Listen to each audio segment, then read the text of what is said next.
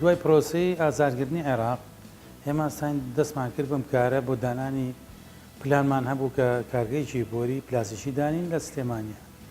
بە دوای ئەوە پلانماندانایتە چوین بۆ دەوڵەتی دراوسەکان وەکو تووشیا و ئەڵمانیا و سینوانە. ئیتر لە بیدایەتە وەکو یەکەم خەت لە PVC و دەستمان پێکرد، بەرهەمێنانی بۆری PVC ئاوەڕۆ. لە دوای ئەوە وردە وردە ساڵ بە ساڵ ئێتر بیرمان لەین کردەوە لە پێداویستەکانی وەکو ئینجیکسۆنۆمانە. لە دوای مەرحەلەی 2012 گەشتینە سەر ئەوەی کەوا پلانی کەمان هەبووە دانانی کارگەی بەرهەمێنانی جۆری پۆلیئەسیلین، هەویش لە دوو جۆرا خۆی بێنێتەوە، های دێنستی لەو دێنستی کەمانە بۆ بەکارهێنانی بۆری زەراعی و ماڵانوانە. سێمینیشان هەر لەناو ئەو بەرهەمە بۆری PPRمان هەیە، پۆلیپرۆپلین، هەویش بۆ تاسیساتی ئاوی خواردنەوەی ناوماڵە.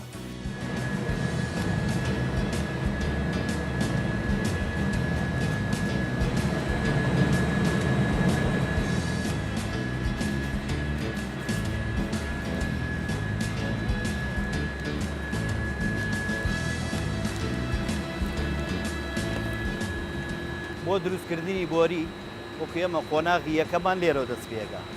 ئەویش پێگاتووە لە مەوادە ئەوەلیەکان کە لە دەرەوە هەمووی بۆمانێ بەعام، پێگاتووە لە PVC، لە کالیسیۆم، لە تیتانیۆم.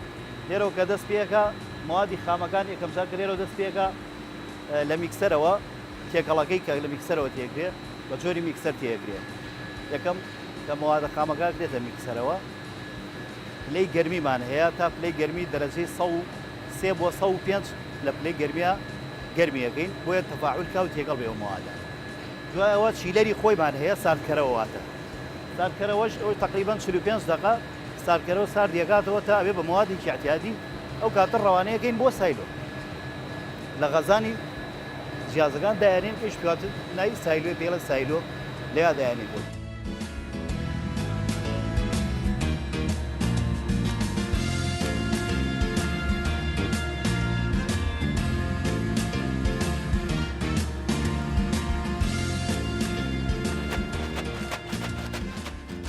ئەو مەوادانەیە کە ئێستا حازرمان کردووە لە PVC و کالیسیۆم و تیتانیۆم ئێستا ڕەوانەیەکەین بۆ میکسەر، هەتا هەمووی لە دەرەجەیەکی گەرمی بۆ پلەی 130 تا 105 گەرم بێ و تەفاعول کا بێ بە یەک مادە بۆ ئیش پێکردنی کە بێ بە بۆری. ئەمە PVCە، ئەمە کالیسیۆمە، ئەمە وەک ڕەنگی بۆریەکە ڕەنگی تێەکەین ئەم مادەکانە.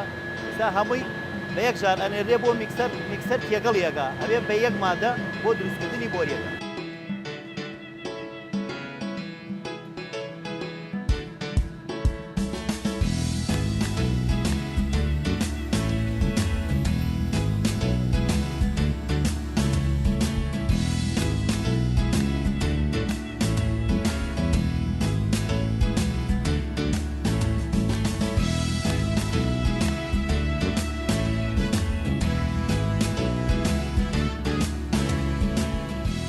قۆناغی دووەم لەوێ کە مەواد تەواوە بێ بە بەرینەیە یەک بۆ جیاز یە بۆ ئێکسترودەر. ئەم جیازە کە بێڵێن ئێکسترودەر، ئەمە ئیشکردنی ئەمە مەوادەکەمان بۆکە بە هەوێ. دوایەوە کە لێرە دەرەچێت بە چەند حرارەتێک گەرمیەکەین تا پلەی خۆی تا ئەو مەوادی خامەیە کە دوتومانەتەوە پێکاتەکان بە عام دوتومانەتەوە ببێ بە هەویرێکی تەواو کە بتوانین بۆری لێ دروستکەین. چۆنێتی بۆری دروستکردنەکەشی ئەمەیە. لێرە دەرەچێت لە قاڵبەکە کە لێرە دەرچوو لێرە ڕایکێشین بە ڕەپیەکەین بۆرێکە ڕایکێشین هەتا بچێتە ناو حەوزی یەکەم، واتە حەوزی یەکەم پێڵێن ڤاکیۆم. هەم ساردکەرەوەیە هەم ڤاکیۆمەکە بۆیە بۆریەکە قوتری بۆریەکە خڕ بێ. دووهەم لە حەوزی بۆری یەکەم کە دەرچوو ئەبێ بە ئەچێتە حەوزی دووهەم، واتە ساردکەرەوەی دووهەم. ئەمەش قوتری بۆریەکەیەکە لەوێ ڤاکیۆمەکە لە حەوزی یەکەما بێ ڤاکیۆمکە. دوایەوە سارد بێتەوە بە پلەی دەرەجەیەکی تەواو سارد بێتەوە کە بۆیە بۆریەکە شتەوی خۆی بەکاربێنێ. لە دووەم دەرەچێ حەوزی دووەم ئەگەر چەند حرارەتێک لە گەرمی بۆریەکەشە ما بێ، حەوزی دووەم ئەو گەرمیەش نایاڵێت تەواو سارد دێگاتەوە بۆ دەرچوونی ئینتاج بۆیە بۆریەکە بتە و ڕێک و پێک دەرچێت. ئەم جیازەی کەمانەیە پێڵێن چەکمە واتە سەحبی بۆریەکە ڕاکێشانی بۆریەکە لەوێت چەند بێ بە قیاسی چەند بۆریەکە ڕاکێشێ لە یەک حەدا بۆمان ڕاکێشێت تا بۆریەکە ڕێک پێ بێت.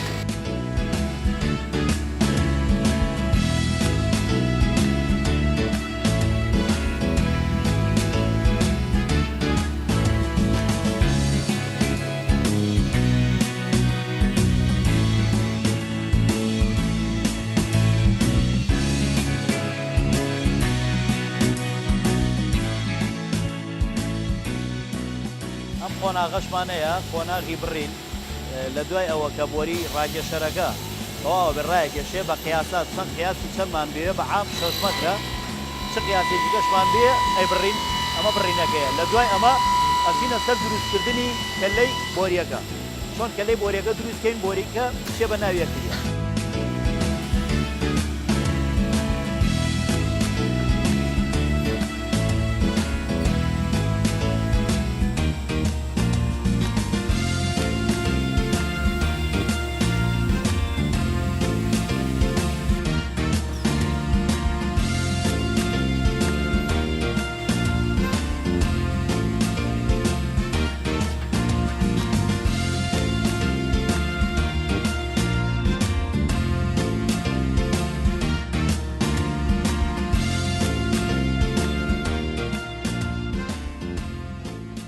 لەژێر دەستەی وەبەرهێنانی سلێمانی ساڵی 2010 ژمارە 170 هینمان وەرگرتووە ئیجازەی وەبەرهێنان.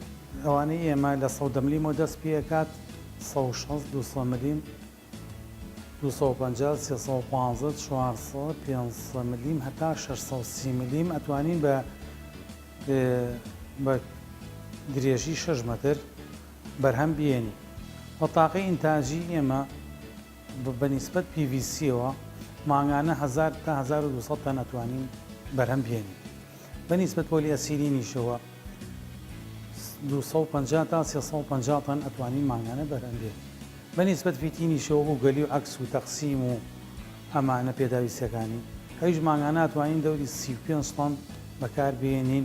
ئەمانەش خۆی بە گوێرەی تیرە و تیرەی بۆری و بەرهەمەکە جیاوازە بێت کە تۆ بەرهەمی بێنی. وەکو پۆلی ئەسیلین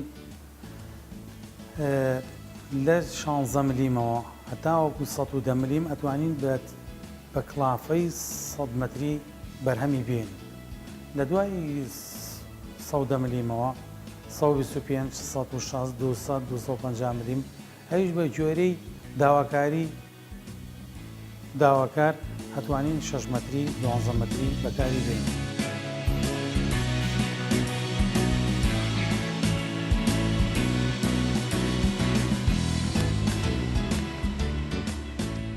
ئەم ئامێرە دوا قۆناغی بۆریەکەیەکەیتر لە دوای ئەوەی بوو بە بۆری تەواو بە قیاسی خۆی ئەبڕێ یێتە ناو ئەم ئامێرەوە کاتە ناو ئامێرەوە بەشێکی گەرمکەری هەیە لە کەلەی بۆریەکە گەرمە بێ بۆیە قاڵبی موبەکەی لێبا تا کەلەی موبەکەی لێباویش لە ناو کەلەکەیە لاسیکی تایە لاسکەکەی تێگرێت لەبەر ئاو لێچوون کە قەپات کە ئاو شتی لێ نەچێت.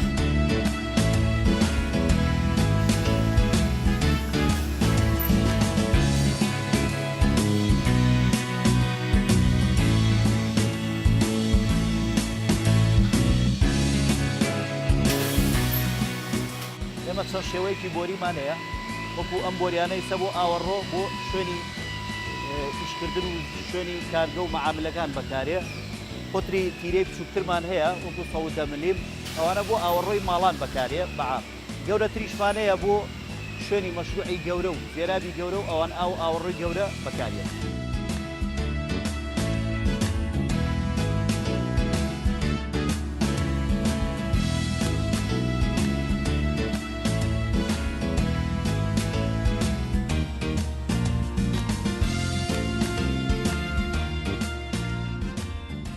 ئەوانەی کە ئیشی ئاوەڕۆی گەورەکەن ئیشی مەشاریعی حکومیە هەمشتە بەرهەمانەی ئێمە بەکارێنێ. بەس بەداخۆ لێرە ئێمە ئێستا کێشەیەکمان هەیە لێرە لە تەندەراتی ئێرە کە نووسری بەرهەمی تووشی یا فڵانە شوێن ناڵێ بەرهەمی خۆماڵی کە لە فەحسا دەرچێ کوالیتێکی باش ئێمە بە وەریەگرێن ئێمە ئێستا کێشەی ئەومان هەیە ئێمە چەندین معمەلین لە کوردستانە بۆ نمونە دەوری 15 معمەل هەیە لە کوردستانە ئێمە ئەتوانین ئەم ناوچەیە تەختیە بکەین دابینی بۆریەکانی بکەین بە هەموو پێداویستەکانیەوە بەس بەداخەوە تا ئێستا وەکو پێویست جۆمان لێ نەگیراوە لەبەری دووسێ مشیلەمان ئێمە نامانەیە احتیکارکەین بڵێن بۆری فلانە شوێن بەکاربێت ئێمە ئەنمانەیە بەرهەمی خۆماڵی خۆمان بەرهەمێکی ساخ پێشکەشکەین بە ئەو شوێنەی کە داوامان لێت.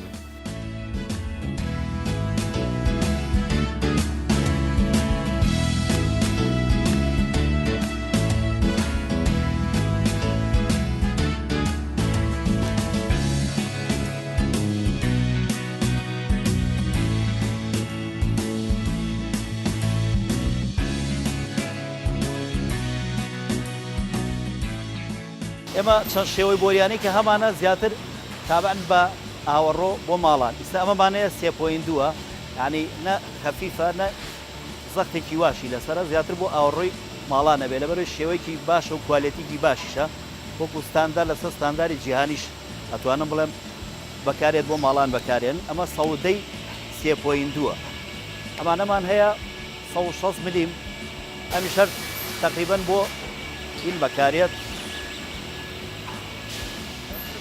160 هەر هەمان بۆ ئاوەڕۆ بەکارێت ئەمەش باڕی زیاترە ئەتوانین بۆ شوقە وەکو شوقە وەکو عیمارەکان ئیشی تیا بکەن زەختێکی زیاتری هەیە 250 بارمانە 250 ملیممان هەیە 250 ملیم ئەمە ئەتوانم بڵێم بۆ شوێنی گەورەتر و شوێنی بەرفراوانتر بۆ ژێر جیستوانەشە بێت بڵێن بەکارێت لەبەرەوەی زەختی زیاترە چەندێ ئاوەڕێ زیاتر بچێ وەکو کارگەشت وەکو ئەوش ئەمانەکە بۆ ژێر عرض بەکارێت زمانەتی 15 ساڵی ئەکریانی گرنگی 15 ساڵی هەیەکە هیچی لێ نەیە لە وەکو کوالێتی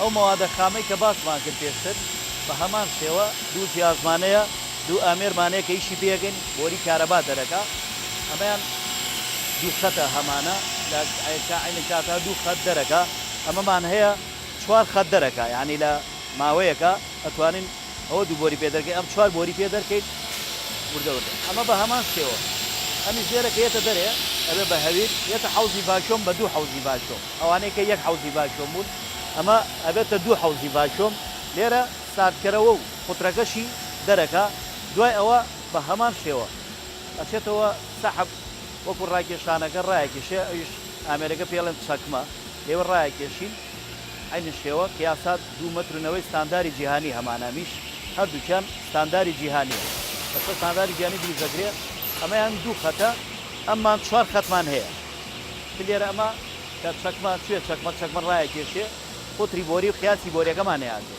لێرە مشارمانەیە دوو مشارمانەیە لەبەرەوەی دوو خەتە دوو جار بە یەک جار دوو بۆریمان بۆ ئەبڕێ لەوێ دەرەچێتە لەوێ قیاسات و فێڕنەیەکەین هی قوتری خواری درێژی کێش و قیاسی هەموویەکەین لێرایتر نەتیجەی تەواومان بەدەست ئەمە دوا قۆناغی شتەکەی ئێمەیە دوا قۆناغ ئەمەیە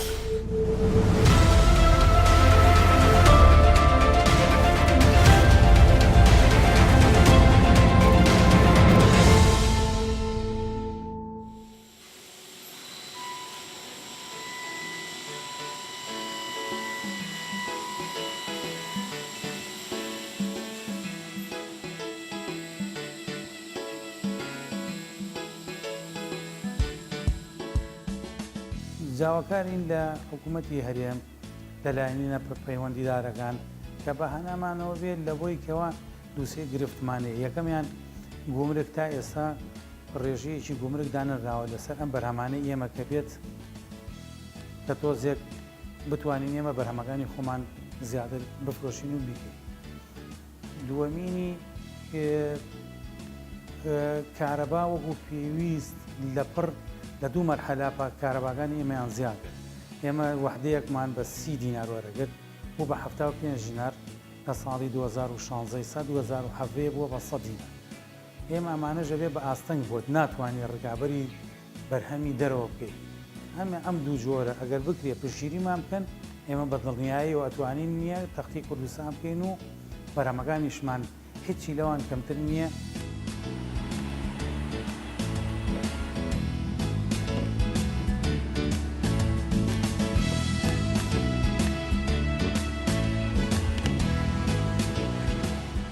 بەشی دووەمی بەرهەمی ئەم کارگەیەمان ئێرە بریتە لەم جیازەکە ناوی ئینجکسۆنە و فیتینگ دەرەکات. ماوادمان لە خوارەوە بۆیەت کە لە میکسەوەیەت بۆ ئێرە. ئەم ماوادە بریتە لە سێ بەش: PVC، تیتان، ستابلایزەر. لێرەوە ئەکرێتە ئێرە بەبریناچێتە ناو ئەو سایلۆ، لە سایلۆکەوە یەتە ناو ئەم بەرینەیەوە. ئەم بەرینەش دەرەجەی حرارەتی هەیە بە ئەنواع دەرەجەی حرارەت. لێرەوە لەم شاشەیەوە ئێمە تەحەکومەکەین بەسەر دەرەجەی حرارەتەکەیە. لەی گەرمی ئەمە ئەم ماوادە ئەبێ لە 153 تا 155 بێ با بڵین. ئەگەر زیاتر بێت ناگونجێت. دوای ئەوە کە گەرم بوو یەتە ناو قاڵبەکەوە. قاڵبەکەش ئێمە چاوەڕێیەکەین کە زەمەنی هەیە. زەمەنەکە بریتە لە 100، یعنی 100ەکە کاتە دەقەیەک و 10 سانیە. لەبەر ئەوەی ئەو بەو گەرمیەتە ئێرە ئەو بتوانێت یەک بگرێ و سار بێتەوە کە کامل بوت ئەم قاڵبە ئەکرێتەوە. ئەم ئینتاجە دەرەکات. ئەم ئینتاجەش قاڵبی گەلیە. ئەمە قاڵبی گەلیە. ئەم ئینتاجەمان بۆ دەرەکات. قاڵبمان هەیە نیوعکسە، قاڵبمان هەیە تەقسیمە، تەقسیمتی چواری. قاڵبمان هەیە 6 بۆ 4، تەقسیمی 6 بۆ 4 وای. قاڵبمان ئەنواع قاڵبمان هەیە کە ئێمە توانین ئینتاژی ئێری پێ دەرکرێت بەبێ کێشە. ئینتاجەکەشمان ئینتاجێکی زۆر سەرکەوتووە، لەژێر چاودێریە بەردەوام.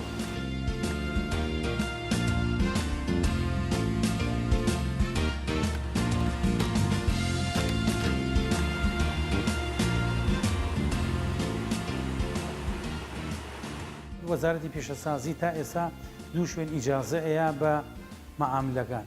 یەکیان ئیستثمارە، یعنی ئەویکەشیان وەزارەتی سەناعەیە.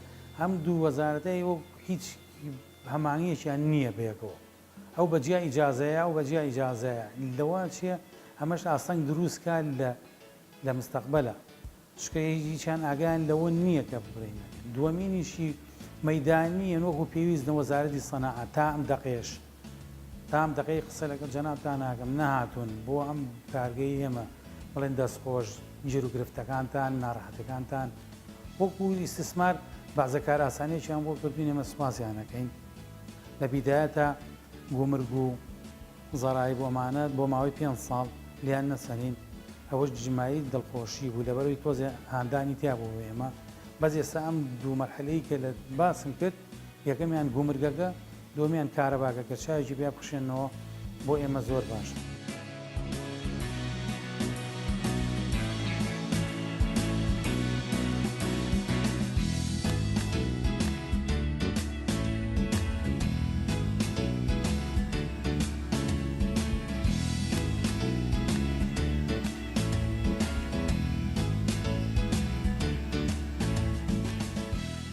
ئێمە 24 کاتژمێر کارەکەین.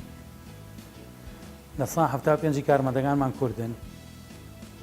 بە خۆشحاڵیەوە دەوری 80 کارمەندمان هەیە پێرایشەکە. ئەگەر ئێمە بۆ نمونە لە بیدایەتەکەی نیشمان کردووە خەتی ئینتاجی ئێستا 14 خەتی ئینتاجیمان هەیە. ئەگەر وانە بۆ ئێستا ئێمە بووین بە لەوە چی ئەم 14 خەتە بوو وایە بە 50 خەت 100 خەتی ئینتاجی. ئەوەختەش هەلی کار زیاتر ئەڕەخسا بۆی کارمەندی خۆماڵی کە تۆ بێنیت ئیژی پێ بکەیت. ئەو کارمەندانی کە لە دەری شوێنین زیاترەوە پسپۆڕیان هەیە بۆ ئێمە زیاتر ئەژینا ئێمە زیاتر تەرکیزمان کردوتە سەر کرێکار و بینی خۆمان.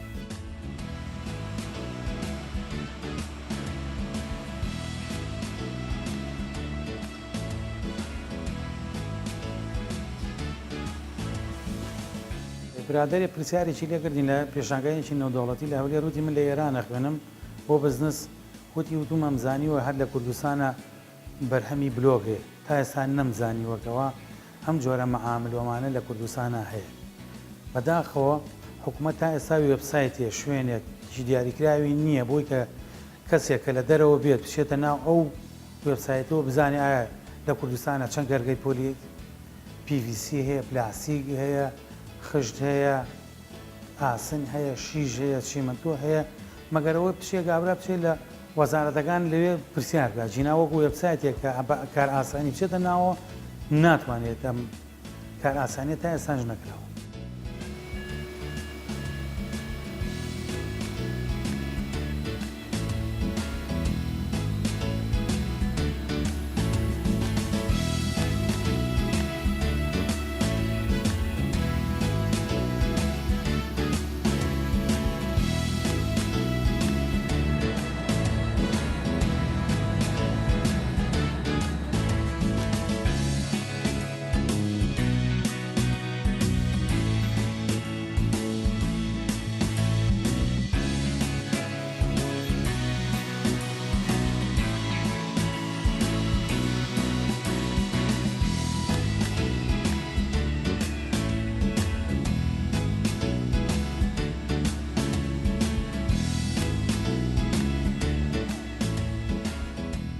تا ئێستا بەداخەوە بەرهەمی خۆماڵی بە نەوعێکی دەرەجە دوو سەیرەکرێت یعنی بەم بەرهەمانە تۆ چۆن نەتوانی هەڕی سنجێنی ئەبێت تۆ بتانی بڵێ ئەمە تاوەگو فەحسێکی بۆ نەگرێت تۆ نەتوانی مطلقاً ڕەفزی بکەیت ئێستا بۆ نمونە لە دایرەکانی ئێرە هەنووسێت بەرهەمی تورکی بێ بۆ چێ نووسێ بەرهەمیتون بۆ نانووسێ بەرهەمی خۆماڵی بێت کە دەربچێت لە فەحسا لەمانە ئێمە هیچ مشکلەیەکمان نییە بەنسبەتەن بۆریانی ئێمەوە گورنتی 25 ساڵی لەگەڵایە لە هەر شوێنێ بەکاری بێنێت ئەم بەرهەمانەی ئێمە هێتر ئەو لە چیت بەگومانە لەوەی کەوا بڵێ وەڵا بەرهەمی خۆماڵی یان شتێک کە ئێمە بەرهەمێکی ئاوا پێشەژەکەین بە هاوڵاتیژە بێ بە چاویشی ئەوە سەیریۆگا بە چاوی دەرەجە دوو سەیری ئەمە نەگات لە خۆی بڵێ بەرهەمی بڵێ بۆری تورکی ئێمە ناڵێن بۆری تووشی هەمووی خراپە ناژڵین بۆری تووشی هەمووی باشە تۆ توانی بە فەحز بڵێ ئەم شتە تەواوە یا تەواو